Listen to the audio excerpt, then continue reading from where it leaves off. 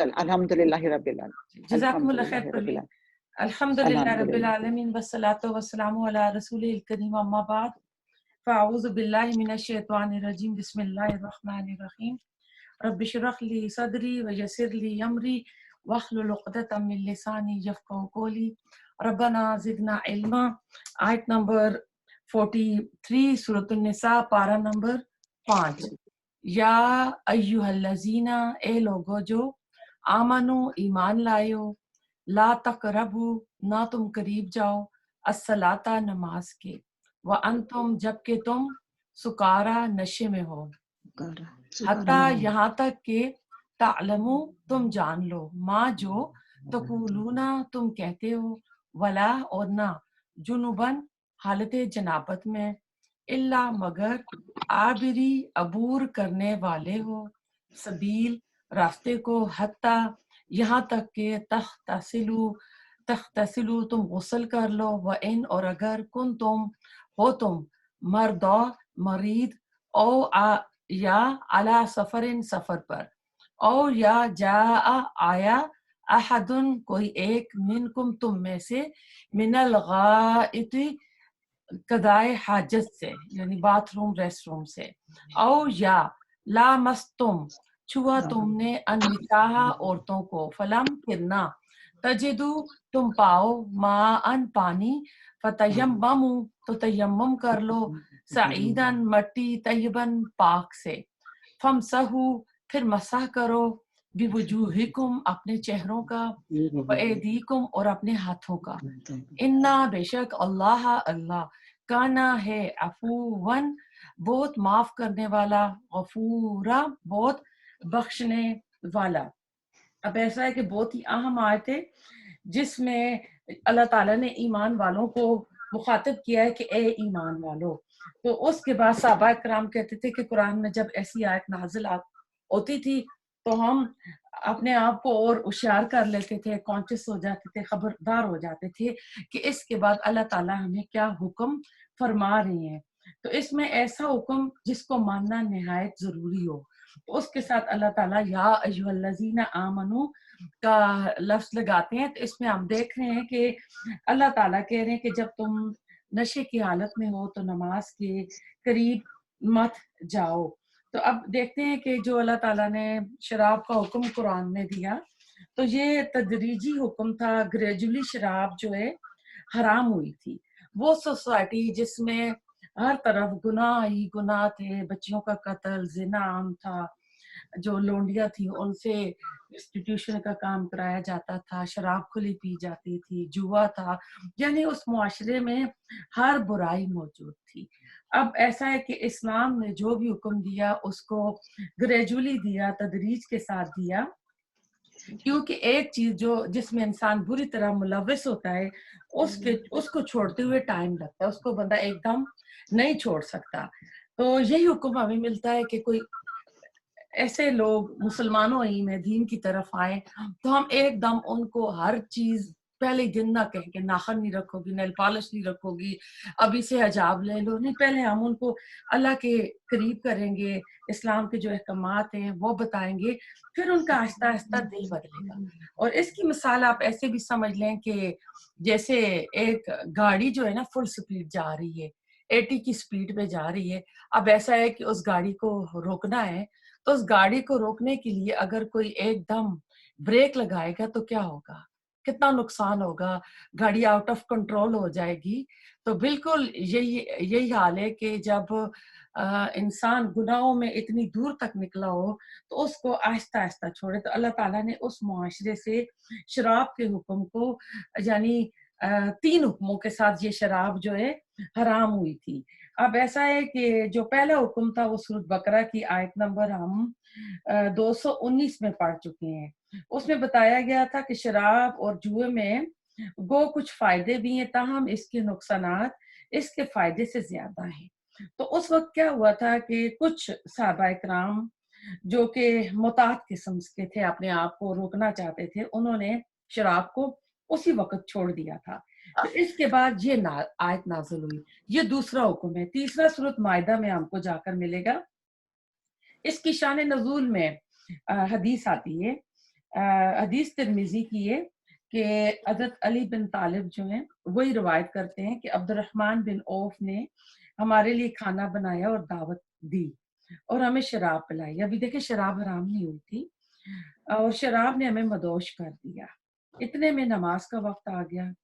انہوں نے مجھے امام بنایا اور میں نے ظاہر ہے انہوں نے سورۃ فاتحہ کے بعد پڑھی ہوگی قل یا ایھا الکافرون لا اعبد ما تعبدون. تو اس میں انہوں نے وَنَحْنُ نَعْبُدُ مَا تَعْبُدُونَ کچھ اس طرح کے الفاظ انہوں نے کہہ دیے. تو اللہ تعالیٰ نے یہ آیت نازل کی یہ والا. اب دوسرا حکم آ گیا تھا کہ پی سکتے ہو لیکن اب اگر نشے کی حالت میں. اور سکارا دیکھتے ہیں کہ سکارا کہتے ہیں کہ یہ سکران کی جمع ہے. سین کاف را اس کا کہتے ہیں راستہ بند کر دینا. اور سکارا سکرات الموت بھی ایک دعا میں کہتے ہیں اللہم انی اعوذ بک من غمرات الموت و سکرات الموت نا. تو بے ہوشی کی جو کیفیت ہوتی ہے انسان نشے کی حالت میں ہوتا ہے. اور سکران وہ نشہ ہوتا ہے جس میں مستی ہو. مراد کہ نشے کے بعد مستی والی کیفیت میں نماز کے قریب نہ جاؤ یہاں تک کہ تمہیں سمجھ آ جائے, تمہیں پتہ چلے کہ تم کیا کہہ رہے ہو. کیونکہ جب نماز پڑھیں گے تو جو الفاظ ہو جائیں گے الٹ تو اس میں نعوذ باللہ شرک کا اندیشہ آ جائے گا. اب نماز جو ہے بندے کا اور اللہ تعالیٰ کا تعلق ہے. اب نمازی نماز میں اللہ سبحانہ تعالیٰ سے باتیں کر رہا ہوتا ہے. حدیث میں آتا ہے کہ وہ سرگوشیاں کر رہا ہوتا ہے. تو اس لیے اگر آپ دیکھیں کبھی آپ نے دیکھا ہو کوئی بندہ نیند میں باتیں کرتا ہو یا آپ نے دیکھا ہو نیند میں وہ بڑبڑا رہا ہو تو اس کی سمجھ نہیں آتی ہے. تو یہی حال نشے کی بھی ہوتی ہے. اور چند حدیث سے یہ بات اور واضح ہوتی ہے کہ اگر تم میں سے کسی کو اونگ آنے لگے تو تھوڑی دیر سو جائے.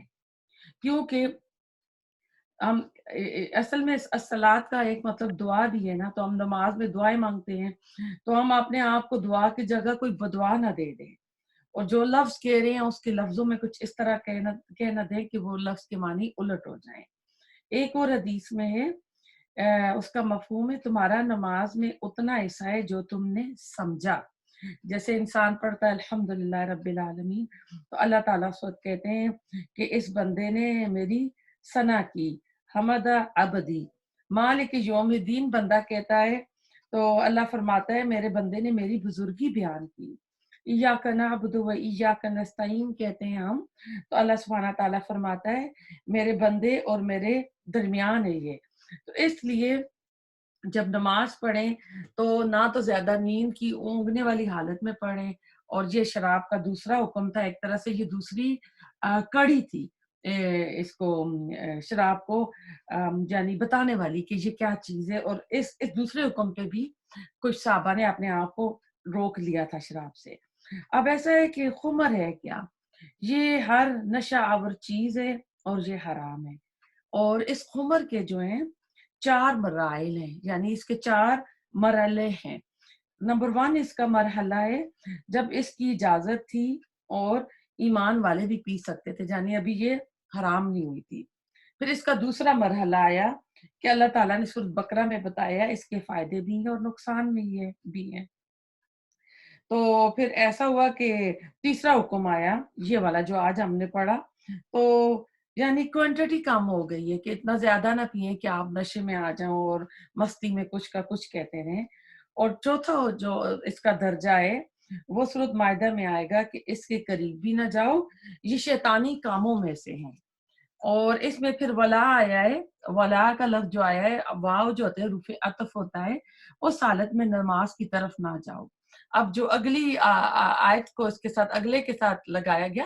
اور شراب کے ساتھ اس کے بہت سارے آئی تھنک ہم نے پہلے بھی کر لیے ہیں کہ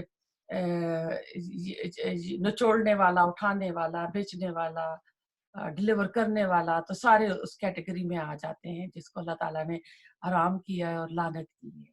تو اس میں ہم دیکھتے ہیں کہ پھر یہ ولا کا جو لفظ آیا ہے نا کہ مالا تقولون کہ جب تک تمہیں پتہ چلے کہ تم کیا کہہ رہے ہو نماز میں. ولا حروف عطف آیا تو اگلے کے ساتھ اس کو جوڑا گیا ہے کہ اور اس وقت بھی تم نماز کی طرف نہ آؤ جب کہ تم حالت جناب میں ہو.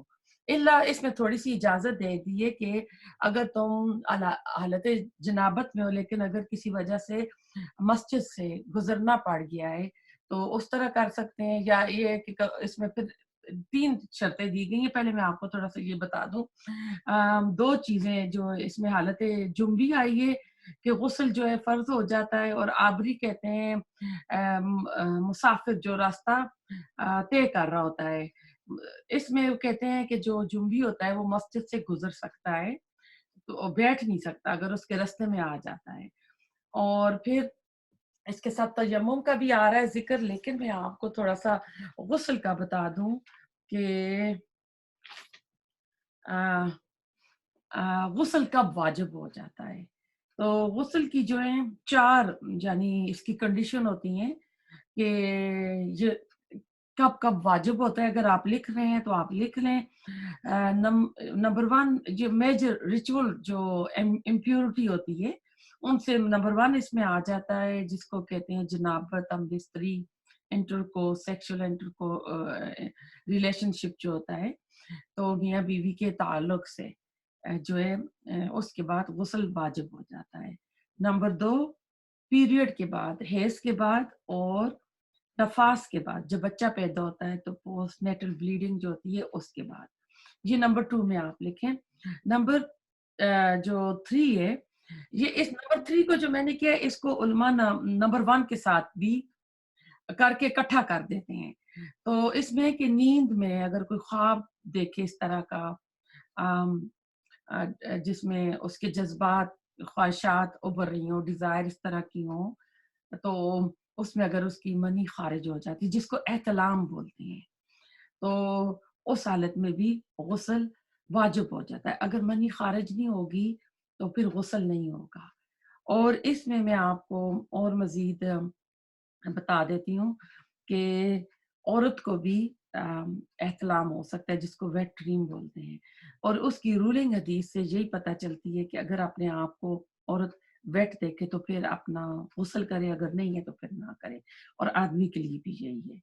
اور پھر اس میں جو کیا کہتے ہیں، اس میں جو نمبر 4 ہے وہ اگر جو نمبر میں نے 3 بولا ہے، یہ اس کو نا نمبر 1 کی کیٹیگری میں اکٹھا کر دیتے ہیں. میں نے آپ لوگوں کی سہولت کے لیے اس کو نمبر 3 میں کر دیا ہے. نمبر 4 ہے اسلام قبول کرنے سے پہلے یا قبول کرنے کے بعد جو ہے غسل لیا جاتا ہے. اس میں آپ کو بتاتی ہوں کہ بہت سارے صحابہ کی روایت ہے کہ انہوں نے کہا کہ جب میں نے اسلام قبول کیا تو رسول اللہ صلی اللہ علیہ وسلم نے کہا کہ غسل کرو. اسی طرح صحابیات کی بھی جو ہے ذکر ملتے ہیں. مسلم کی حدیث ہے، سمامہ بن اسال کہتے جب میں نے اسلام قبول کیا تو آپ نے مجھے غسل کا حکم دیا تھا. اب جو نمبر 5 ہے اس میں آتا ہے موت کے بعد، جب بندہ مر جاتا ہے تو اس کو غسل دینا واجب ہو جاتا ہے. تو 5 میں نے بتائی ہیں. علماء نے اس کو 4 کیٹیگریز میں کیا ہے. جو میں نے آپ کو نمبر 3 بتائی ہے، نمبر 3 کو نمبر 1 کے ساتھ ہی کر کے ایک اس میں ڈال دیتے ہیں کہ جو جنابت ہے، یعنی اگر خواب میں بھی اس طرح ہو گیا تو اس کو ایک ہی اس میں. لیکن میں نے آپ لوگوں کی سہولت کے لیے 5 کیٹیگریز میں کر دیا ہے. اس میں تھوڑا سا آپ کو اور بتا دوں کہ جو حیض اور نفاس کے دن ہوتے ہیں بچے کی پیدائش کے بعد، تو ایسا ہے کہ اس میں بائبل میں 40 دن کا کہا گیا ہے نفاس کے دن، پوسٹ نیٹل بلیڈنگ جو ہے. لیکن اسلام کہتا ہے کہ جب خون بند ہو جائے گا آنا، غسل کر کے پھر عورت جو ہے پاک ہو جاتی ہے، نماز پڑھے. یہ والا کہتے ہیں کہ یہ جو پیریڈ ہے اور نفاس کے دن ہے، یہ دن جو ہے ہر علاقے کی ہر عورت کی اپنی اس کے مطابق ہوں گے. تو اب حیض اور نفاس کے جو دن ہے یہ طے شدہ وقت نہیں ہے، ہر بندہ اپنے حالات کے مطابق کرے گا. کسی کو بچے کی پیدائش کے بعد 20 دن بعد بھی پاکی حاصل ہو سکتی ہے، کسی کو 25 کے ہو سکتا ہے، کسی کے 40 لگ جائیں، لیکن زیادہ تر پہلے ہو جاتا ہے. لیکن ہمارے ہاں 40 کا دن ایسے پکا ہے کہ اسی میں رکھتے ہیں کہ نہیں ابھی وہ چلا پورا نہیں ہوا جی، چلا ہوگا تو پھر میکے بھی جائے گی تو یہ بھی ہوگا نا. تو یہ ساری باتیں جو ہیں اسلام کے یعنی خلاف ہیں. اس میں دیکھا جائے گا کہ کس وقت بلیڈنگ سٹاپ ہوتی ہے، غسل لے کے اپنا نماز روزہ شروع کر دیں گے. اور جو آیا تھا کہ یہ جنابت، تو اس میں کہتے ہیں کہ حدیث میں، بخاری کی حدیث میں، کہ دونوں کی شرمگاہیں مل جائیں تو غسل واجب ہو جاتا ہے. تو یہ غسل واجب ہونے کی تھی. اور اس میں پھر ہم دیکھ رہے ہیں کہ اللہ تعالیٰ نے یہاں پہ نا نشے کو اور جنابت کا ذکر اکٹھا کیوں کیا ہے. تو اس سے اس کہتے ہیں کہ ایک ہوتی ہے عقل کی نجاست ہوتی ہے نا، اور ایک بدن کی نجاست ہوتی ہے. اور نشہ اور جنابت دونوں کو ایک ساتھ ذکر کر کے دونوں کو اللہ تعالیٰ نے یکساں نماز کے لیے فساد کا باعث قرار دے دیا ہے. اور یہ دونوں حالتیں جو ہیں نجاست کی ہیں، بس فرق یہ ہے کہ نشہ جو ہے عقل کی نجاست ہے اور جنابت جسم کی ہے. اور شراب کو قرآن نے جوڑ کر یعنی نجس کہا ہے. تو اب ایسا ہے جنب کا لفظ جو ہوتا ہے یہ اجنبی کے لیے بھی آتا ہے، اسی طرح جنبی کے لیے بھی آتا ہے. اور یہ جنب کا لفظ جو ہوتا ہے یہ واحد جمع مذکر مؤنث سب میں اس کی ایک ہی شکل رہتی ہے. پھر اس میں آپ دیکھتے ہیں کہ تیمم کا آگے چل کے اس میں آگے حکم اللہ تعالیٰ دے رہے ہیں کہ 3 حالتوں میں تیمم کا آ رہا ہے کہ اس میں کہ حالت جنابت کی ہو یا مسافر ہو یا کوئی بندہ جو ہے آیا ہو اپنی کیا کہتے ہیں حاجت پوری کر کے آیا ہو، جس کو کہتے ہیں کہ باتھ روم سے ہو کر آیا ہو. تو اس میں کیا ہے کہ اگر اس کو پانی نہیں ملتا تو پھر کیا کرے کہ وہ تیمم کر لے اور زمین کی جو پاک مٹی ہے اس سے لے لے. تو 3 صورتوں میں اللہ تعالیٰ نے اس میں تیمم کا بتایا ہے.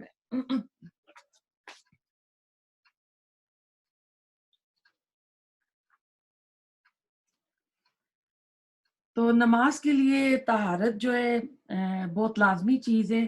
عام حالت میں تو وضو کرنے سے یہ طہارت حاصل ہو جاتی ہے، لیکن جو جنبی آدمی ہوتا ہے اس کے لیے نماز سے پہلے غسل ہوتا ہے.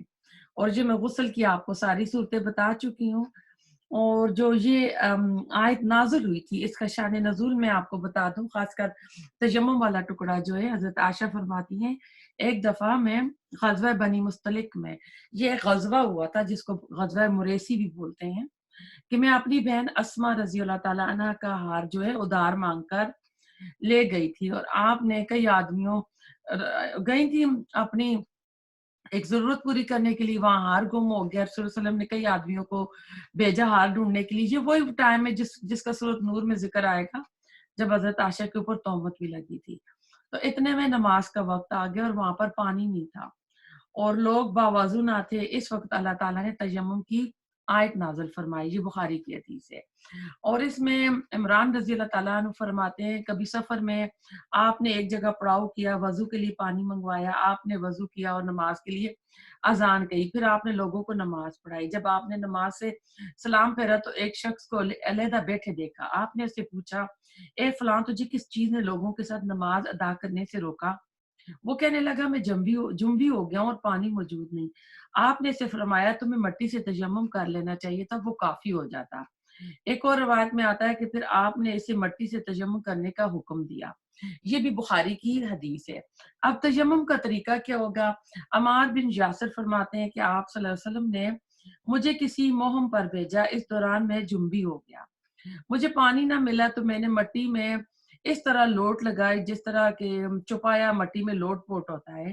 تو میں نے آپ صلی اللہ علیہ وسلم سے اس کا ذکر کیا تو آپ نے فرمایا تمہیں اس طرح کرنا کافی تھا.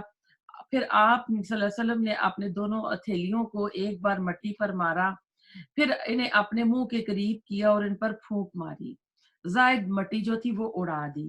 پھر آپ نے بائیں ہتھیلی سے دائیں ہاتھ کی پشت پر اور دائیں ہتھیلی سے بائیں ہاتھ کی پشت پر مسح کیا، پھر دونوں ہتھیلیوں سے اپنے چہرے کا مسح کیا.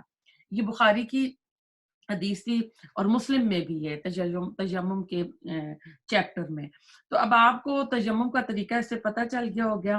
اب غسل کا طریقہ کیا؟ حضرت عائشہ فرماتی ہیں کہ جب آپ صلی اللہ علیہ وسلم غسل جنابت کرنا چاہتے تھے تو برتن میں ہاتھ ڈالنے سے پہلے اپنے دونوں ہاتھ دھوتے، پھر نماز کے وضو کی طرح وضو کرتے، پھر انگلیاں پانی میں ڈال کر بالوں کی جڑوں کا خلال کرتے، پھر دونوں ہاتھوں سے 3 چلو لے کر اپنے سر پر ڈالتے، پھر اپنے سارے بدن پر پانی بہاتے۔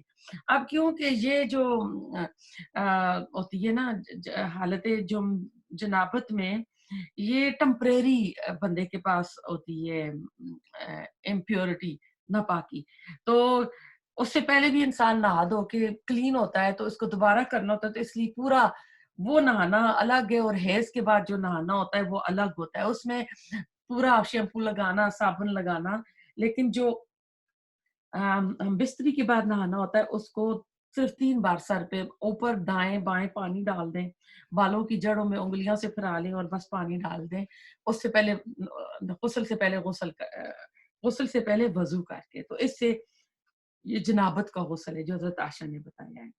ایک اور ہے سعید عبد الرحمن اپنے والد سے بیان کرتے ہیں کہ ایک شخص عمر رضی اللہ تعالیٰ عنہ کے پاس آیا اور کہنے لگا اگر مجھے جنابت لاحق ہو جائے اور پانی نہ ملے تو میں کیا کروں؟ عمار بن جاسر نے اور عمر سے کہا کہ کیا آپ کو یاد نہیں جب ہم دونوں ایک سفر میں جنبی ہو گئے تھے اور آپ نے نماز نہ پڑھی اور میں مٹی میں لوٹ پوٹ ہوا، جو میں نے آپ کو ابھی تھوڑی دیر پہلے حدیث بتائی تھی، تو اس پر آپ نے فرمایا تجھے اتنا ہی کافی تھا، پھر آپ نے اپنی دونوں ہتھیلیاں زمین پر ماری، ان کو پھونک دیا، پھر منہ پر دونوں اپنے ہاتھوں پر اس کا مسح کر دیا۔ تو کہتے ہیں کہ انسان سفر میں ہو، اسے پانی نہ ملے تو سفر کی قید میں اس لیے کہ عموماً سفر میں پانی ملنا مشکل ہو جاتا ہے، وگرنہ ایسا ہے کہ اگر آپ سفر میں نہ ہو، گھر میں بھی ہو، کسی وجہ سے پانی نہیں مل رہا تو تب بھی تیمم کر سکتے ہیں۔ اور کون تیمم کر سکتا ہے؟ جو بندہ بیمار ہو اور اس کی بیماری کے بڑھنے کا ڈر ہو۔ اب وضو کرنے والا بیمار ہو تو وضو کرنے سے یا نہانے سے اس کی جان کا یہ مرض بڑھ سکتا ہے، اور حدث اصغر ہوتا ہے یعنی پخانہ، پیشاب، ہوا، مزی خارج ہونے پر وضو کرنا ہے، واجب ہوتا ہے۔ اگر وضو کے لیے پانی نہ ملے تو تیمم کی رخصت ہے۔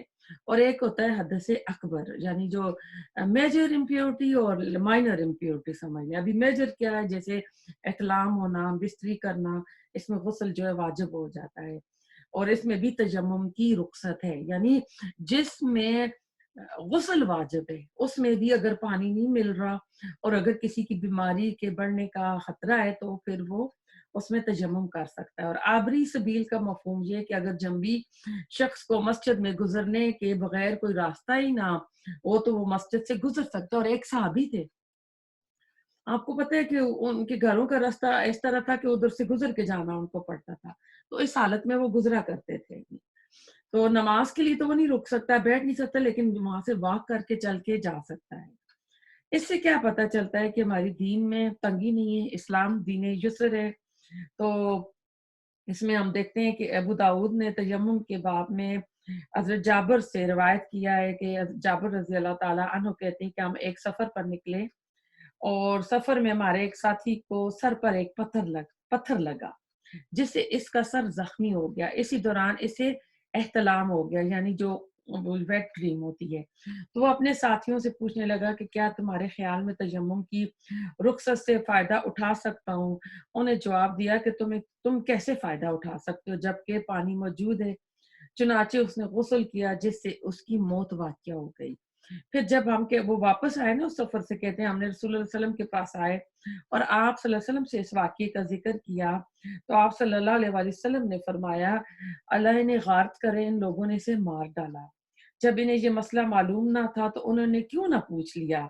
جہالت، یعنی جو جہالت ہے اس کو دور کرنا چاہیے تھا، تو جہالت کا تو علاج یہی ہے کہ پوچھ لینا چاہیے علم والے بندے سے۔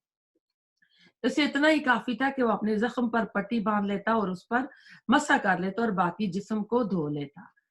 تو اسی طرح اگر آپ کے کسی کے پاؤں میں تکلیف ہے، بازو میں تکلیف ہے، اور خاص کر نی ریپلیسمنٹ سرجری کرائی ہوتی ہے تو پاؤں میں ساکس پڑی ہوتی ہیں، پاؤں نہیں دھو سکتے، اور خاص کر ایک وہ والا پاؤں جو ٹانگ زخمی ہے، تو آپ کئی بار ایسا ہوتا ہے کہ وہ بندہ نا جو کوئی اس کو وضو کرانے والا نہیں ہے اور ادھر کے جو سنک واش بیسن لگے ہوئے ہیں، تو اب ٹانگ تو اوپر کر کے وہ پاؤں دھو نہیں سکتا، تو اب یہی ہے کہ وہ سارا تو کر لے گا تو پاؤں کے اوپر وہ اپنے چھینٹے بھی ڈال لے یا کسی جگہ رکھ کے مسا بھی کر لے تو اس مسے سے بھی اس کا کام ہو جائے گا، بجائے اس کے کہ وہ کہے کہ میرا وضو پورا نہیں ہے، میری طبیعت نہیں ٹھک رہی، کہ میں پاک نہیں ہوں، میں نماز نہیں پڑھتا۔ تو قضا کرنے سے بہتر ہے کہ باقی جتنا وضو کرنا ہے وہ کر لے اور جو نہیں ہے اس کے اوپر مسح کر لے. اسی طرح اگر کسی کے بازو میں بہت درد ہے اور اس نے کوئی اس طرح کی چیز اوپر جیسے ہوتی ہے ایلبو سپورٹ کی کوئی لگائی ہوئی ہے اور اس کو بہت زیادہ درد ہے اور کوئی اس طرح کی تیل لگایا یا کوئی دوا لگائی ہوئی ہے, کوئی ہوا نہیں لگنی, ٹھنڈا پانی نہیں اس کو لگا سکتے, تو وہ بھی اس بازو کا پھر وہاں تک جہاں تک وہ پانی ڈال سکتا ہے ڈالے, اوپر کا مسح کر لے. تو اسلام جو ہے دین یسر ہے, اسلام نہیں چاہتا کہ بندے کو اور زیادہ بیماری بڑھ جائے اور بندہ جو ہے اور زیادہ مصیبت میں پڑ جائے. اب جو تیمم کی مٹی جو ہوتی ہے اس میں سین عین دال سعد کا آیا. سعد کہتے ہیں اونچی جگہ کو, زمین کا جو بلائی حصہ ہو. اور دیکھیں یہاں پر لفظ جو ہے تراب نہیں یوز ہوا ہے, تو اس میں دو رائے آ جاتی ہیں, مٹی یا ڈسٹ یا زمین کا حصہ جس کو پتھر, سرما, عقیق یا ریت. بعض کہتے ہیں کہ زمین کا اوپر والا حصہ ہے. بس پاک مٹی کا آیا کہ ارادہ کر لو اور مسح کر لو. اور اس میں آپ یہ دیکھیں کہ وضو کے لیے مرافق کا لفظ آیا ہے, سورۃ مائدہ میں جا کے پڑھیں گے. ہاتھ کاٹنے کے لیے جو آتا ہے ایدیہ کا لفظ آیا ہے, تو یہاں ہاتھوں کو کرنا ہے. اور کچھ آئی تھنک امام شافعی کے مطابق مسح کونیوں تک کرتے ہیں, لیکن ہاتھوں کے اوپر بھی کر لیں تو اس میں چلے گا. اور یہ تیمم جو ہوتا ہے اس کی مدت یعنی کب تیمم کرتے رہے, جو ہی پانی نظر آئے گا نا تو تیمم ختم ہو جائے گا اور جو ہی بندہ صحتیاب ہو جائے گا. اب ایسا ہے کہ جس کی جان کی ہلاکت کا ڈر ہو, بیماری کے بڑھنے کا ڈر ہو, تو وہ کر سکتا ہے چاہے پانی موجود ہو. اور غسل کا قائم مقام بھی تیمم ہے. اس کے علاوہ بہت سے لوگ سوال کرتے ہیں کہ جو یورین جو ہے کہ قطرے لیک ہوتے رہتے ہیں, کسی کی بیماری ہو جاتی ہے تو وضو کر کے صاف پیڈ رکھ کے نماز پڑھنا شروع کر دیں. اگر نماز کے دوران جو قطرے ٹپک رہے ہیں تو ان کو اگنور کریں, اس کا کوئی حرج نہیں ہے. اس کے علاوہ کہتے ہیں کہ جسم کے کسی حصے سے رال ٹپک رہی ہو, بچے کو دودھ پلانا, ناک سے کچھ نکل آئے, آنسو آ جائے, پسینہ آ جائے, خون نکلے, چوٹ ہو, تو لوگ کہتے ہیں خون نکل آئے تو وضو نہیں ہوتا.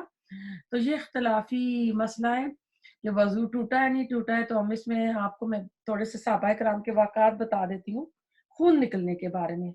حضرت عمر رضی اللہ تعالیٰ عنہ کو فجر کی نماز میں دو دھاری خنجر مار کے وہ جو تھا انہوں نے کیا تھا, لولو نام تھا جس نے, ابو لولو, اس نے شہید کیا تھا.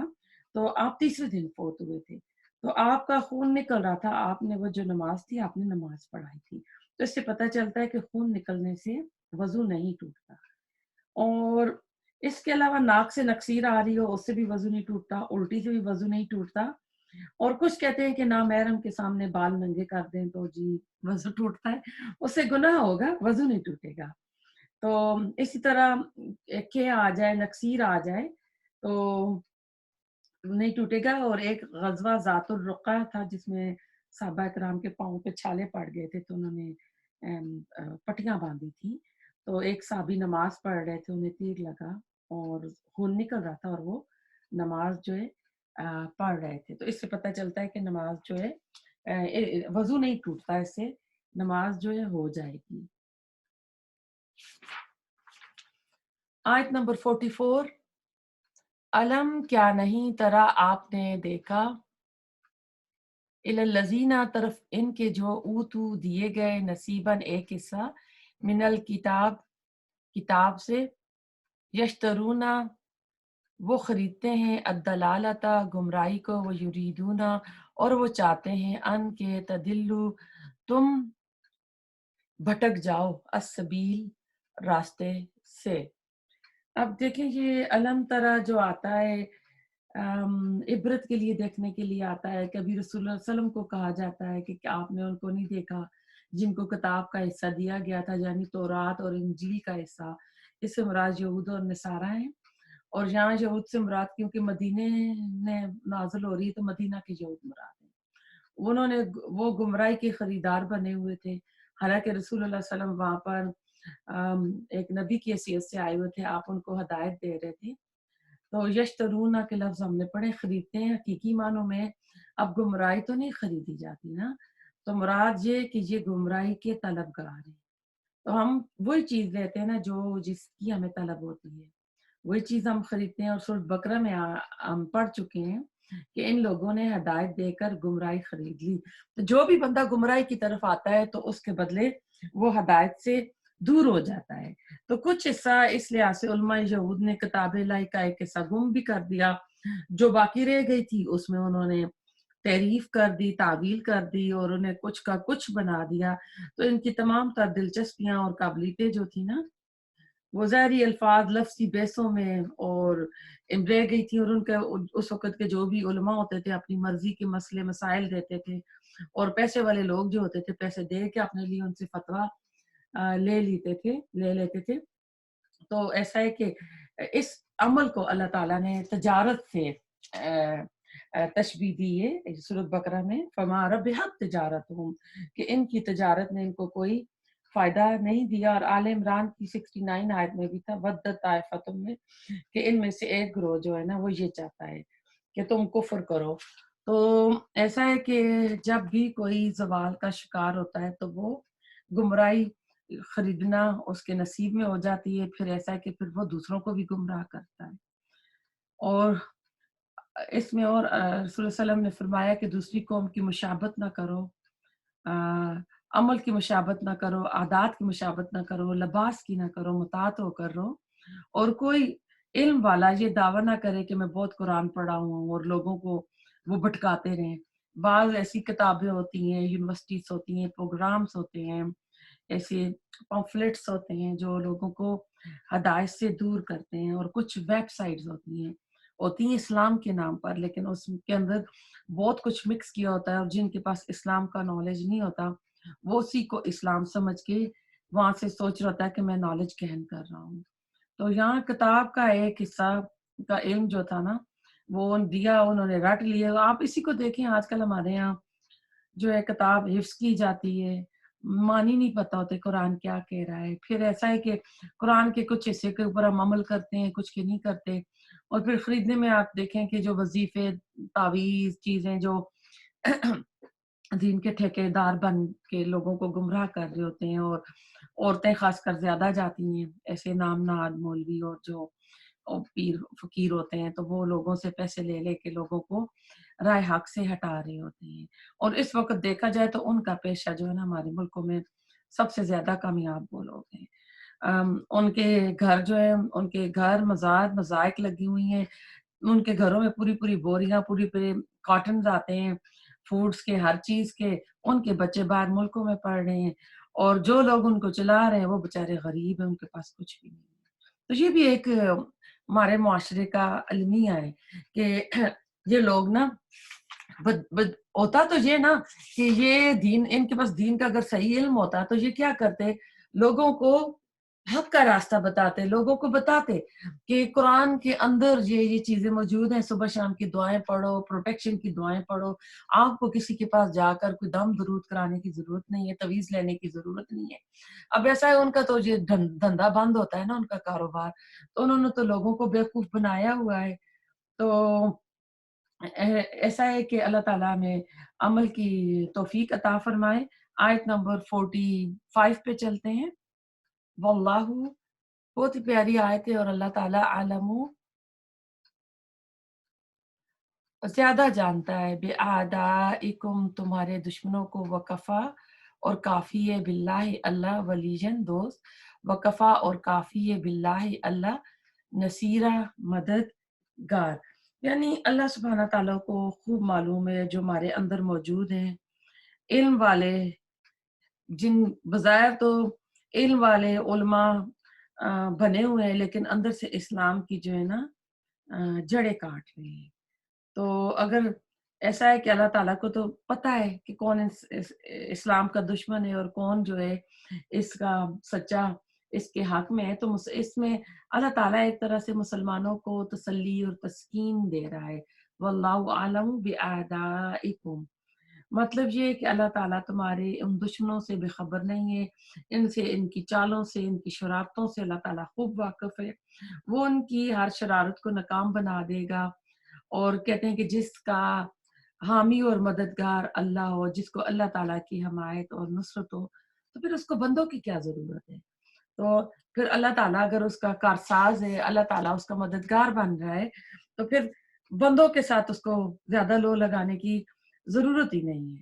تو اس میں یہ ہے کہ ایک تو یہ نا کہ اسلام کے مسلمانوں کے دشمن ہو گئے، اور پھر اس میں اسلام کے اندر جو لوگ اسلام کی جڑیں کاٹ رہے ہیں، لوگوں کو غلط راستے پہ ڈال رہے ہیں، ہدایت کی جائے گمراہی کی راستے پر ڈال رہے ہیں، اس طرح غلط قسم کی واعظ اور نصیحت اور تقریریں کر رہے ہیں، تو اللہ تعالیٰ بھی ان کو خوب جانتا ہے، اور اللہ تعالیٰ جو حق پر ہے، اللہ تعالیٰ ان کا دفاع کرنے والا ہے، اللہ تعالیٰ ان کا دوست ہے، مددگار ہے۔ اب یہاں دیکھیں اللہ تعالیٰ نے ان لوگوں کا دوست اور مددگار کس کو کہا ہے اور دشمن کس کو کہا ہے۔ تو ہم اپنی نیتوں کو خالص کریں، اپنے آپ کو دیکھیں۔ کہتے ہیں انسان اپنے دوست کے دین پر ہوتا ہے، حدیث کا مفہوم ہے۔ تو ہم اپنے آپ کو دیکھیں کہ ہم کس راستے پہ چل رہے ہیں، کس کمپنی پہ بیٹھتے اٹھتے ہیں۔ تو جب ہم ایسا نا کہ باہر کوئی خطرہ محسوس کرتے ہیں تو اپنے آپ کو اس سے بچاتے ہیں۔ اسی طرح اپنے ایمان کی بھی ہم فکر کریں کہ ایسی جگہوں پہ نہ جائیں جہاں ہمارا ایمان خراب ہو، یعنی دفاعی سسٹم الرٹ ہونا چاہیے، ہمیں بھی پتہ ہونا چاہیے۔ تو ہم اپنی ساری قوت ان طریقوں پر لگائیں اور اللہ سے دعا کریں کہ اللہ تو ہمارا حامی اور مددگار ہو، وکفیٰ باللہ نصیرا۔ تو ہم اپنی پاس پکا لکھ لیں کہ خلق الانسان ضعیفہ، اللہ نے تو انسان کو کمزور پیدا کیا ہے، لیکن ہم اللہ سے جب دعائیں کرتے رہیں گے، اللہ کے راستے پہ چلیں گے، ہماری نیتیں خالص ہوں گی، تو اللہ ہمارا جو ہے مددگار ہوگا۔ تو اللہ ہم سب کا حامی و ناصر بنے۔ من الذین، ان لوگوں میں سے جو آیت نمبر 46 پہ ہیں، ہادو یہودی بن گئے، یحرفون، وہ تبدیل کر دیتے ہیں، الکلمہ، الفاظ کو، ام موادعہ، ان کی جگہوں سے، ویقولون، اور وہ کہتے ہیں، سمینا، سنا ہم نے، وعصینا، اور نافرمانی ہم کی، واسمع، اور سنو تم، غیر مسمعین، نہ سنوائے جاؤ، وراعنا، اور راعنا کہتے ہیں لین، موڑتے ہوئے، بِأَلْسِنَتِهِمْ، اپنی زبانوں کو، وطعناً، اور عیب لگانے کے لیے، پھر دین میں، ولو، اور اگر، انہم، بے شک وہ، کالو، وہ کہتے ہیں، سمینا، سنا ہم نے، واطعنا، اطاعت کی ہم نے، واسمع، اور سنیے، وانظرنا، اور دیکھیے ہمیں، لکانا، البتہ ہوتا، خیرن، بہتر، لہم، ان کے لیے، واقوم، اور زیادہ درست، ولیکن، اور لیکن، لعنہم، لعنت کی ان پر، اللہ نے، بکفرہم، بوجہ ان کے کفر کے، فلا، تو نہیں، یؤمنون، وہ ایمان لاتے، الا، مگر، قلیلا، بہت تھوڑے۔ تو اب ایسا ہے کہ اس آیت میں اللہ سبحانہ تعالیٰ جو ہے یہود کے بارے میں کہہ رہے ہیں۔ تورات جو تھی عبرانی زبان میں نازل ہوئی تھی، لیکن اصل تورات 2 دفعہ گم ہو گئی تھی، جب ٹائٹس نے حملہ کیا تھا، اور ایک بار بخت نصر نے۔ تو پھر مختلف زبانوں میں اس کے ترجمے ہوئے۔ آج کل تورات اور انجیل کے مجموعے کو بائبل مقدس کا نام دیا گیا ہے۔ تورات کے حصے کو عہد نامہ عتیق، اور انجیل کے حصے کو عہد نامہ جدید کہتے ہیں۔ ان میں تحریف کے علاوہ بہت سے ملتے جلتے، یعنی جو مکس ہو گئے ہیں، اس طرح کے مضمون ہیں۔ ان کی اپنی کتابوں میں آپ کو تھوڑا سا بتاتی ہوں کہ پھر بنی اسرائیل کو کوچ کرنے کا حکم ملا، اور اپنے خیمے ادھر کے ٹیلے کے اس پار یعنی لگا لو۔ تو ایسا ہے کہ ایک اور جگہ خداوند نے بنی اسرائیل کی آواز سنی، اور کنعانی کون تھے؟ موسیٰ علیہ السلام کی قوم کے لوگ، جب فرعون کے دور میں ان کو گرفتار کروا دیا، اور انہوں نے انہیں ان کی بستیوں کو حرام کر دیا، اور اس نے اس کے مکان کا نام حرما رکھا۔ تو اب ایسے اس میں یعنی یہ جو واقعہ تھا، کہتے ہیں موسیٰ تو چھوڑے، یوشع بن نون کے بعد پیش آیا تھا۔ تو اب اس میں اتنے ہیر پھیر ہے نا کہ یعنی وہ صاف پتہ چل رہا ہے کہ یہ چیزیں اپنی جگہ سے ہٹی گئی ہیں۔ تو یہ مقامات تو ایسے جو تاریخی لحاظ سے بھی غلط ثابت ہوتے ہیں، لیکن بائبل کی اکثر عبارتوں میں اس طرح کی جو تبدیلیاں ہیں وہاں پر ملتی ہیں۔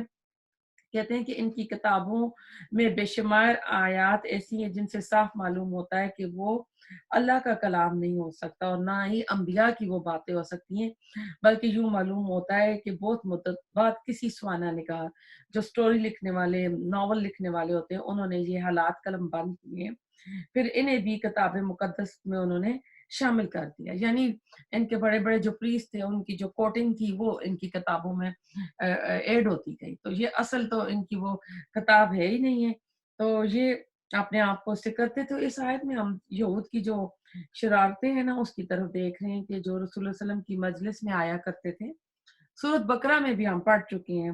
تو ان کی 3 طرح حرکتوں کا اس میں ذکر ہوا ہے. ایک یہ کہ جب وہ کوئی حکم الہی سنتے تو بلند آواز سے کہتے سمینا، مگر آہستہ آواز میں دل میں کہتے اسینا، کہ ہم نے سنا اور ہم نے نافرمانی کی.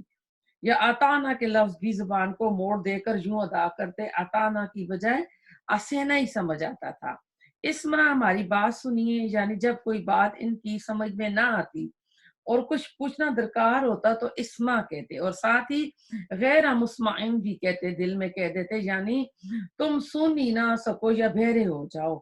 اور کبھی اسمع کی بجائے رائنا کہتے اور زبان کو موڑ دے کر رائنا کو رائنا کہہ دیتے، یعنی ہمارے شیپرڈ، ہمارے چرواہے. پھر آپس میں یہ بھی کہا کرتے تھے کہ اگر یہ فی الواقعہ نبی ہوتا تو ہماری ان باتوں پر اس کو خبر لگ جاتی. تو غیب پر تو رسول اللہ علیہ وسلم کو خبر نہیں تھی. جو بھی یہ شرارتیں کر رہے تھے تو مذاق کرتے تھے کہ یہ اصلی نبی نہیں ہے. چنانچہ اللہ تعالیٰ نے مسلمانوں کو ان کی ایسی شرارتوں اور خباثتوں سے مطلع کر دیا، اور ساتھ ہی یہ بتا دیا کہ یہ لوگ اپنی گمراہی کی وجہ سے اس درجہ نیچے ہو چکے ہیں اور اتنے ضدی اور ہٹ دھرم ہو چکے ہیں کہ ان کے ایمان لانے کا یعنی اب جو ہے سوال ہی پیدا نہیں ہوتا. تو اس میں پتہ چلتا ہے کہ ہمیں بھی یہ تو ان کی بتایا گیا نا کہ یہود کیا کرتے تھے، منہ سے کچھ کہتے اندر سے ان کا کچھ اور ہی ہوتا تھا ارادہ. تو ایسا ہے کہ ہم بھی اپنا دیکھیں کہ ہم اللہ تعالیٰ کے کلام کے ساتھ ہم کیا کر رہے ہیں نا. تو اس آیت میں کہتے ہیں یہ بھی نقطہ قابل توجہ ہے کہ یہود کی تمام شرارتیں جو تھیں نبی صلی اللہ علیہ وسلم پر تنزیہ نوعیت کی ہوتی تھی، لیکن قرآن نے تانا فی الدین کے الفاظ سے تعبیر کیا، جس سے اس حقیقت کی طرف اشارہ اللہ نے دیا ہے کہ نبی در حقیقت جو ہے مجسمہ دین ہے اور مظہر شریعت ہوتا ہے. یعنی اللہ تعالیٰ نے یہ نہیں کہا کہ رسول اللہ علیہ وسلم کو کہ اس نبی کو تانا دیتے ہیں، اللہ نے دین کا لفظ کیا ہے، کیونکہ ایک نبی جو ہے وہ پورا دین، ایک شریعت پوری لا کر آتا ہے. تو اس وجہ سے اس پر تان جو ہے خود دین کے اوپر تان آ جاتی ہے. تو اس پر سورۃ حدید میں جا کر مزید اور بات آئے گی.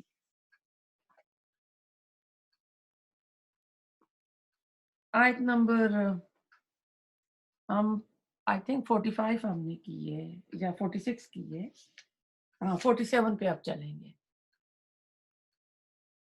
اور اس میں آیا نا فلا یؤمنون الا قلیلا، تو زیادہ تر جو تھے یہودی ایمان نہیں لائے تھے، ان میں سے تھوڑے سے لائے تھے، جس میں عبداللہ بن سلام اور کچھ اور جو ان کے اسکالر ملتے ہیں.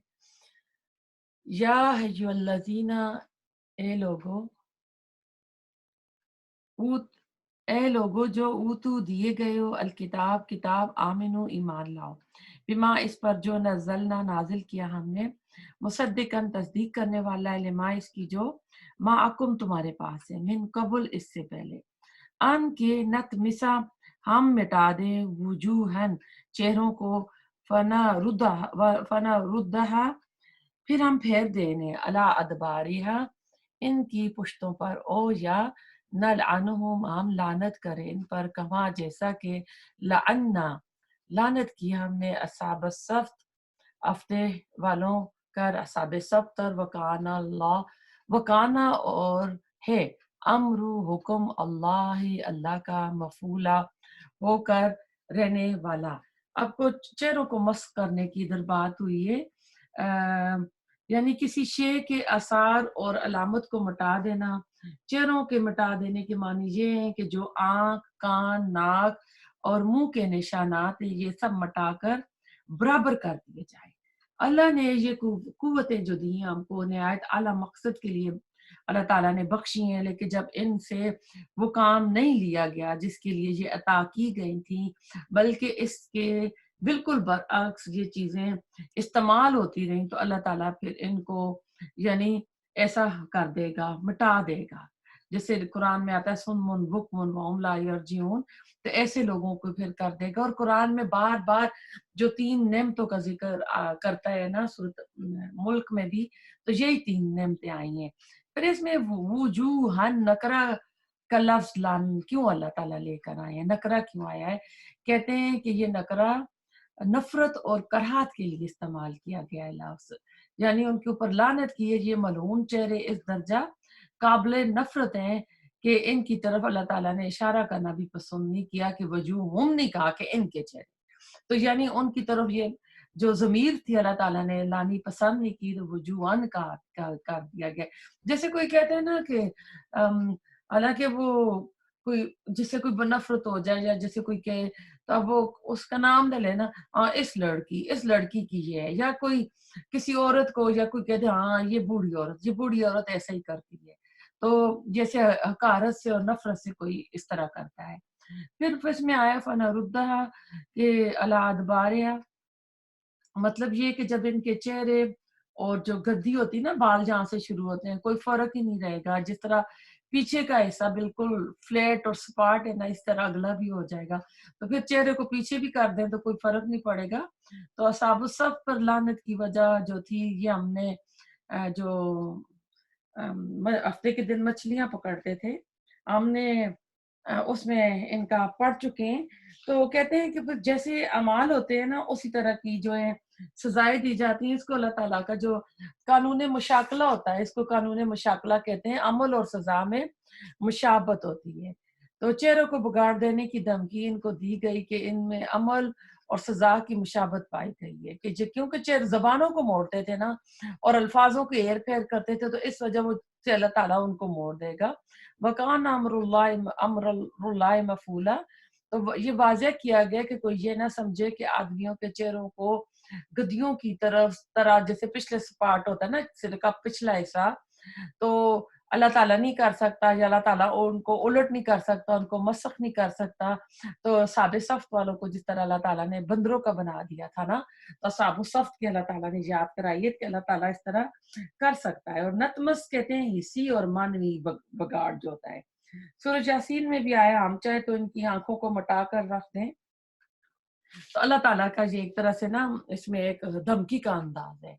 آیت نمبر 48، ان اللہ، بے شک اللہ، لا یغفر، نہیں بخشے گا، ان کے یشرکا، شرک کیا جائے، بہی ساتھ اس کے، وَيَغْفِرُ، اور وہ بخش دے گا، ما جو دونا، علاوہ ہے، ذالکا اس کے، لمن جس کے لیے، یشاء وہ چاہے گا، ومن اور جو کوئی یشرک شرک کرے گا، باللہ ساتھ اللہ کے، فقط تو تحقیق، افترا اس نے گھڑ لیا، اسمن گناہ، عظیمہ بہت بڑا۔ تو اس میں آیت نمبر 48 پہ ہم آئے ہیں کہ شرک پتہ چل رہا ہے کہ ناقابل معافی جرم ہے، اور یہود اور نصارہ کیونکہ دونوں مشرک تھے، اور دعویٰ توحید کا کرتے تھے، لیکن کسی نے نبی کو اللہ کا بیٹا بنا دیا، کسی نے رسول اللہ صلی اللہ علیہ وسلم کو نہیں مانا۔ اس میں ابن مسعود فرماتے ہیں، میں نے رسول اللہ صلی اللہ علیہ وسلم سے پوچھا سب سے بڑا گناہ کون سا ہے، تو آپ نے فرمایا یہ کہ تم اللہ کا شریک بناؤ حالانکہ اس نے تمہیں پیدا کیا ہے۔ یہ بخاری کی حدیث تھی۔ ایک اور حدیث ہے، ابو ہریرہ رضی اللہ تعالیٰ عنہ کہتے ہیں، آپ صلی اللہ علیہ وسلم نے فرمایا، میں اپنے حصے داروں کی نسبت اپنا حصہ لینے سے بے نیاز ہوں۔ جس شخص نے ایسا عمل کیا جس میں میرے ساتھ غیر کو شریک بنایا، تو میں اس صاحب عمل اور اس عمل دونوں کو چھوڑ دیتا ہوں۔ یہ بخاری کی حدیث تھی۔ پھر آپ نے فرمایا، اللہ تعالیٰ فرماتا ہے، جو شخص مجھ سے زمین بار گناہوں کے ساتھ ملے جبکہ اس نے میرے ساتھ کسی کو شریک نہ بنایا، تو میں اتنی بخشش کے ساتھ ملوں گا۔ یعنی اگر شرک نہیں کیا ہوگا، جو گناہ کیے ہوں گے نا، گناہوں کی سزا پانے کے بعد پھر اللہ تعالیٰ اس کو جنت میں ڈال دے گا۔ پھر ایسا ایک اور جگہ آپ نے فرمایا، اللہ تعالیٰ سب سے کم عذاب والے دوزخی سے فرمائے گا، اگر زمین کی تمام اشیاء تیری ملکیت میں ہو تو کیا اس عذاب سے نجات کے بدلے میں تو دے دے گا؟ وہ کہے گا ہاں، اللہ تعالیٰ فرمائے گا میں نے تجھ سے اس سے بہت آسان سی بات کا سوال کیا تھا تو اور تو اس وقت جو تھا آدم کے صلب میں تھا، میرے ساتھ شریک نہ کرنا، مگر تو شرک یہ بغیر نہ رہا۔ یہ بھی بخاری کی حدیث ہے۔ تو اس آیت میں ہم دیکھتے ہیں کہ دو اعلان ہیں، ایک یہ کہ اللہ تعالیٰ شرک کو کبھی معاف نہیں کرے گا جو حدیثوں کا حوالہ دیا، دوسرا اعلان یہ ہے کہ شرک کے علاوہ باقی جتنے بھی گناہ ہیں وہ سب قابل معافی ہیں۔ لہٰذا اے اہل کتاب اگر اب بھی تم شرک سے باز آ جاؤ، کیونکہ اب وہ تو اہل کتاب علم والے تھے نا، تو شرک سے باز آ جائیں، ضد درمی چھوڑ دیں۔ اور ضد درمی کیوں تھی کہ یہ بنی اسماعیل سے کیوں آیا، بنی اسرائیل سے رسول اللہ صلی اللہ علیہ وسلم آتے ہیں، اسلام قبول کر لیتے تو اللہ تعالیٰ ان کے سارے گناہ معاف فرما دیتے۔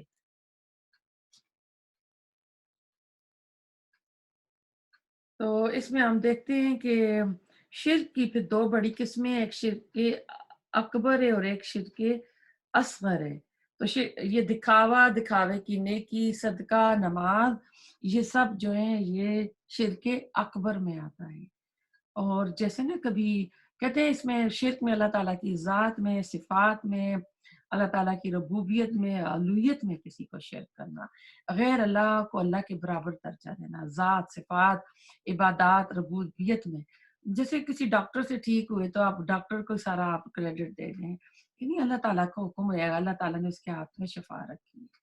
دونا اس سے کم، یعنی اس کے علاوہ جو ہوں گے گناہ، شرک کے علاوہ جو ہوں گے وہ اللہ تعالیٰ معاف فرما دے گا۔ تو شرک سے جب تک توبہ نہ کی جائے تو معافی نہیں ہے۔ اور یہ جھوٹ گھڑ لیتے اللہ کے اوپر نا، مائدہ میں آتا ہے جس نے اللہ کے ساتھ شریک ٹھہرایا اللہ نے اس کے لیے جنت کو حرام کر دیا اور اس کا ٹھکانہ جو ہے آگ ہے۔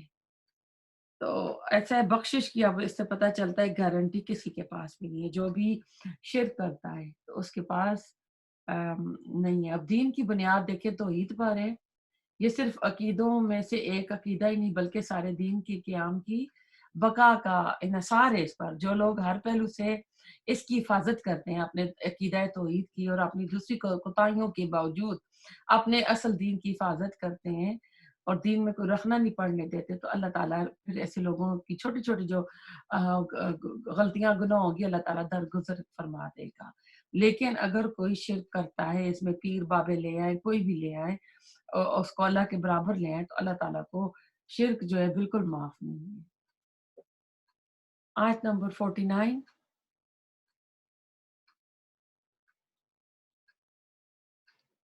اور یہ آیا نا فقط دفترا اسمن عظیما، کہ یہ اللہ کے اوپر بہت بڑا بہت عظیم جھوٹ کر لیتے ہیں، اللہ کے برابر کسی کو لے آتے ہیں۔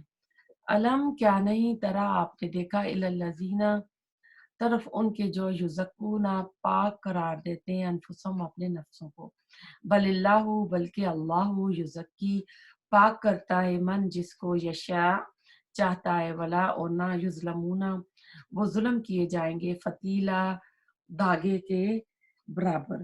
تو بہت سے لوگ جو ہوتے ہیں نا ان کو اپنی نیکیوں کا بڑا زوم ہوتا ہے اور وہ کہتے ہیں میں تو اتنے بجے اٹھی، میں نے تہجد پڑھے، میں نے یہ کیا، یعنی اپنی نیکیوں کا پرچار کرتے رہتے اور سوچتے ہیں کہ ہم بڑے ہی نیک ہیں، بڑے متقی لوگ ہیں، اور دوسرے لوگوں کو نا سوچتے ہیں کہ یہ فلاں بڑی گناہ گار ہے۔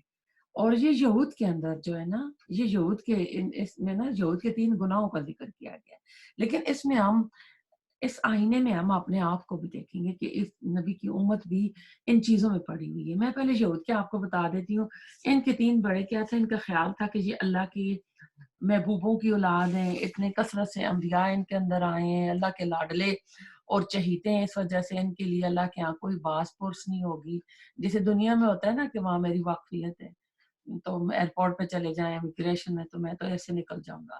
تو ان کے اعمال اخلاق چاہے کچھ بھی ہوں، تو اول تو یہ دوزخ میں ڈالے نہیں جائیں گے، اگر ڈالے بھی گئے تو تھوڑی سی مدت، اور وہ مدت آپ کو پتہ ہے جتنے دن انہوں نے بچڑے کی پوجا کی تھی، تو یہ اس وجہ سے سوچتے تھے۔ اور دوسرا ان کا جو گناہ تھا وہ یہ تھا کہ یہ حاملے کتاب تھے، اہل کتاب تھے، یہ جبت اور طاغوت پر عقیدہ رکھتے تھے اور اعمال سفلیہ کے قائل ہو گئے تھے. اعمال سفلیہ کے متعلق یہ بات رکھنی چاہیے کہ ان کا تعلق زیادہ تر شیطانی قوتوں اور روحوں کے ساتھ ہوتا ہے. جیسے آج کل ہمارے ملکوں میں بھی نا بہت سے پیر بابے ہیں, وہ وظیفے چلے کاٹ لیتے ہیں, جنات کو انڈر کر لیتے ہیں اور پھر لوگوں سے نا پیسے وصول کر کے تو اس طرح کی حرکتیں کرتے ہیں. تو ان کے اندر بھی نا یہ چیزیں آ گئی تھی. یہ لوگ ان اعمال کے در پہ ہوتے تھے. اول تو وہ جو روحیں ہوتی تھی خبیثہ کو بذات موثر منانتے تھے, پھر ان سے تعلق پیدا کرتے, اپنے مقاصد کے لیے ان کو استعمال کرتے. جیسے جنوں کو کیا جاتا ہے, عامل بنایا جاتا ہے, ان سے لوگوں کے حالات معلوم کیے جاتے ہیں, جادو تویز کیا جاتا ہے. یہ ہمارے اندر بھی موجود ہے. تیسرا ان کا جرم یہ تھا کہ یہ لوگ اہل ایمان کے مقابل میں کفار اور مشرکین کی حمایت کرتے تھے. آپ نے دیکھا جب نبی صلی اللہ علیہ وسلم مدینہ آتے ہیں تو یہ مکہ والوں کے ساتھ ملتے ہیں. جنگ احزاب جو ہوئی تھی, جنگ خندق کی ہوئی تھی, انہوں نے اکسایا تھا, ان کے ساتھ مل کے انہوں نے سارے گروہ آئے تھے. تو ان کو مسلمانوں سے زیادہ حق اور ہدایت پر سمجھتے تھے. کن کو؟ مکہ کے کفاروں کو. تو سورۃ بقرہ اور آل عمران میں یہ ہم پڑھ چکے ہیں. تو یہ اہل ایمان کے مقابلے پر مشرکین کی حمایت کرتے تھے. وہ ان کے دوست تھے اور مسلمانوں کو اپنا دشمن جانتے تھے.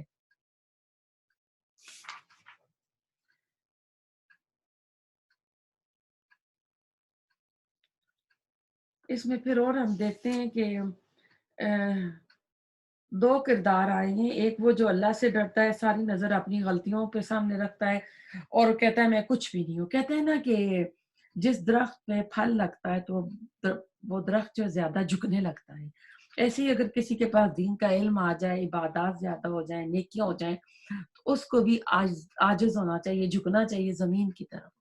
اس کے اندر تکبر غرور نہیں ہونا چاہیے اور اپنی نیکیوں کا زیادہ زوم کر کے اپنی نیکیوں کی زیادہ مشہوری نہیں کرنی چاہیے. نمبر 2, لوگوں کے سامنے اچھا بننے کے لیے نا, لوگوں کی توجہ حاصل کرنے کے لیے میں نے پھر اشراق کے نفل پڑھے, میں نے یہ کیا, میں نے قرآن پڑھا, کسی کا فون آیا, ہاں بس میں نے ابھی قرآن ادھر رکھا تھا نا, تو اس کے بارے میں اللہ تعالیٰ کہتے ہیں کہ فتیل آیا کھجور کی گٹھلی پر, ہلکا سا جو چھلکا ہوتا ہے نا وہ, یعنی اور کبھی اس میں کبھی سوراخ بھی چھوٹا سا ہوتا ہے. تو قیامت کے دن اللہ کسی بندے پر اتنا بھی ظلم نہیں کرے گا.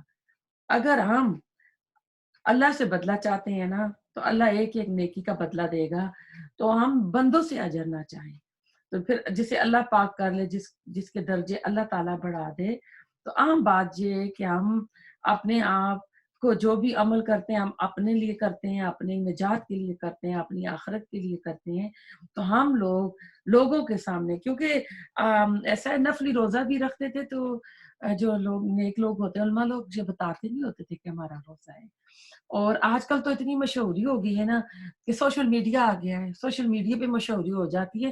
اور پرانے زمانے کے جو علماء تھے نا, تو ظاہر علم کی وجہ سے عالم سکالر ہوتے تھے, ان کی مشہوری ہوتی تھی نا, جس محلے میں وہ محلہ چھوڑ کے چلے جاتے تھے. اگر آج آئے وہ دیکھیں نا کہ کس طرح لوگ دیکھتے ہیں کہ میرے کتنے ملین سبسکرائبز ہو گئے ہیں, میرے کتنے ویو ہو گئے ہیں, اور وہ دیکھیں کہ جو بندہ کر رہا ہے اس کے اندر قابلیت کتنی ہے, کہ وہ کس طرح ہو گیا. آج کل جتنے بھی آپ دیکھے جائیں جو بڑے بڑے پی ایچ ڈی بیٹھے, آپ ان کی جائیں نا, ان کے آپ کو گنتی کے ملیں گے سبسکرائبز, اور ان کے جو ویوز ہوں گے بہت کم ملیں گے آپ کو. لیکن یہ ہے کہ اس چیز سے منع کیا گیا ہے کہ ہم نے لوگوں سے واہ واہ نہیں چاہنی, لوگوں کو میں ہم کو مقبولیت نہیں چاہیے, ہم کو اللہ تعالیٰ کے یہاں قبولیت چاہیے. ایک ہوتی ہے مقبولیت, ایک ہوتی ہے قبولیت. تو جو بندہ قبولیت کو فوکس کرے گا تو وہ اپنی آخرت کے لیے, اپنی قبر کے لیے کچھ نہ کچھ اکٹھا کر لے گا. لیکن جو لوگوں کے اندر تعریف چاہے گا, لوگوں میں مشہوری چاہے گا, تو اللہ تعالیٰ اس کو وہ دے گا. قیامت کے دن 3 لوگ سب سے پہلے آگ میں ڈالے جائیں گے نا, تو ان میں وہی ہوگا جو ناموری کے لیے پہلوان بنا تھا, کہتا تھا کہ میں شہید کلاؤں. تو اللہ تعالیٰ نے کہا تھا نہیں, تو نے اس لیے کہا تھا کہ لوگ تیری جو ہے بہادری کی تعریف کریں. اس میں جو ایک عالم سکالر بندہ ہوگا, حافظ ہوگا, تو نے اس لیے بنا کہ تو لوگوں میں عالم کلایا جائے. تو ہمیں اللہ تعالیٰ کے یہاں دیکھنا ہے. سلمہ رسول اللہ صلی اللہ علیہ وسلم کے نکاح میں آئی تھی, ان کی ایک بیٹی تھی. جب آپ کی شادی ہوئی تو وہ آپ کی ربیبہ تھی. تو آپ نے اسے نام پوچھا تو اس نے کہا تھا برہ. برہ کہتے ہیں بر, نیکی سے نیک. تو آپ نے کہا تھا نہیں, اس نام میں تھوڑا تکبر آ رہا ہے, کہ میں بڑی نیکیاں کرنے والی ہوں، تو آپ نے اس کا نام زینب رکھا تھا۔ اس سے پتہ چلتا ہے کہ ایسے نام جس میں فخر والی بات ہو، جیسے شایان اور پتہ نہیں کون سے ذل اما اور پتہ نہیں کیا کیا نام ہوتے، ایک لسٹ تھی لکھی ہوئی، تو کیسے ایسے نام نہیں رکھنے چاہیے، ایسے نام رکھیں جن میں عاجزی ہو، جو نفس کو یعنی جو جس کے اوپر اچھے اثرات آنے چاہیے۔ حدیث قدسی ہے، میں نے ظلم کو اپنے اوپر حرام قرار دیا ہے، تم بھی بندوں میں ایک دوسرے پر ظلم نہ کرو۔ پتہ چلا قیامت کے دن اللہ تعالیٰ اپنے فیصلے انصاف کے ساتھ کرے گا۔ انسان اگر خود ظالم ہے تو ایسے عمل کر کے وہ خود پہ بھی ظلم کرتا ہے، کیونکہ قیامت کے دن قبر میں وہ پھر جو ہے نا سزا کا حقدار بنے گا۔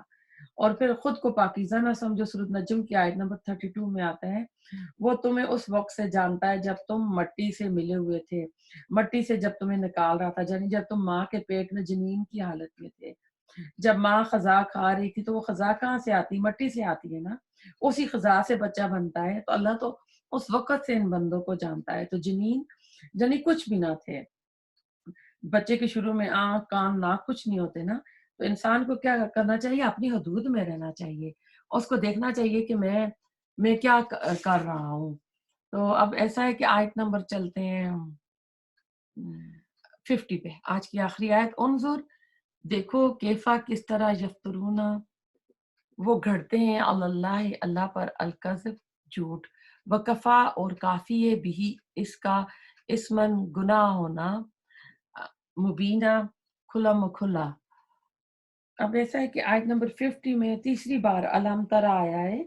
اب اس سے مراد جو ہوتا ہے، ایک ہوتا ہے خاص کر رسول اللہ علیہ وسلم کو خطاب کہ کیا آپ نے نہیں دیکھا، علم ترا کیف فعل ربک باصحاب الفیل۔ اب وہ واقعہ تو دیکھیں رسول اللہ علیہ وسلم کی پیدائش سے پہلے ہوا تھا، اور وہی آپ کو ملی جب آپ 40 سال کے تھے، اور جب وہ صورت نازل ہوئی وہ ٹائم دیکھ لیں۔ تو ایک رسول اللہ علیہ وسلم کو ہوتا ہے، اور ایک عام اس کا دوسرا مطلب ہے خطاب لوگوں کے لیے ہوتا ہے۔ اور مثال ایسی آیات جن میں وعید ہوتی ہے، جو شان کے مطابق نہیں ہوتی، جس میں امت کو سنوارنا مقصود ہوتا ہے، تو وہ بتلائی جاتی ہیں۔ ادھر عام جو ہے خطاب ہے، یعنی آنکھوں سے دیکھنا، اور دوسرا مطلب ہوتا ہے عقل اور بصیرت سے دیکھو۔ تو اس میں دیکھتے ہیں کہ آیت نمبر 50 میں کہ ان کا اپنے منہ سے ایسی باتیں کہنا بالکل جھوٹ ہے جو انہوں نے خود کو گھڑ کر اللہ کے ذمہ لگا دیا ہے۔ ان کے گناہوں کو تو چھوڑیے، اکیلا یہ گناہ ہی ان کے فی الواقع گناہگار ہونے کے لیے کافی ہے جو یہ کہتے ہیں۔ تو یہ کہتے تھے نا ہم اللہ کے لاڈلے، ہم اللہ کے بیٹے، ہم اللہ کے پیارے، ہم اللہ کے پسندیدہ لوگ ہیں، تو ان کا یہی جھوٹ بہت کھلا مکھلم جو بولتے ہیں کافی ہے۔ یعنی یہ گناہ بذات خود بہت بڑا ہے، اور اس کا اثر دوسروں پر بھی ٹھیک نہیں ہوگا کہ اللہ کے نام پر جھوٹ کرتے ہیں، جو چیز اللہ نے حلال کی اس کو حرام کرتے ہیں، جس کو اللہ نے حرام کیا اس کو حلال کرتے ہیں۔ اللہ کے یہ اختیار اللہ تعالیٰ نے کسی نبی کو بھی نہیں دیا ہے۔ تو بغیر علم کے اللہ کے بارے میں باتیں کرنا، کسی کو کافر کہہ دینا، فتویٰ لگا دینا، یا جو پچھلی آیت تھی اپنے آپ کو نیک کرنا، نیکیوں کے زوم میں ہونا اور دوسرے کو گناہگار سمجھنا، تو یہ سارا جو ہے نا غلط ہے۔ تو اللہ تعالیٰ جو پڑھا اس کو قبول فرمائے۔ جو بیمار ہیں، نرمین، فاطمہ، سمیہ، اللہ تعالیٰ انہیں شفائے عاجلہ کاملہ عطا فرمائے۔ جو ہاسپٹل میں بیمار ہیں وہ صحت یاب ہو کر خیریت سے گھر آئے۔ جس نے آمین دعا کے لیے کہا، سب کی دعاؤں کو اللہ تعالیٰ قبول فرمائے۔ ربنا تقبل منا انک انت السمیع العلیم وتب علینا انک انت التواب الرحیم۔ سبحانک اللہم بحمدک نشہد ان لا الہ الا انت نستغفرک و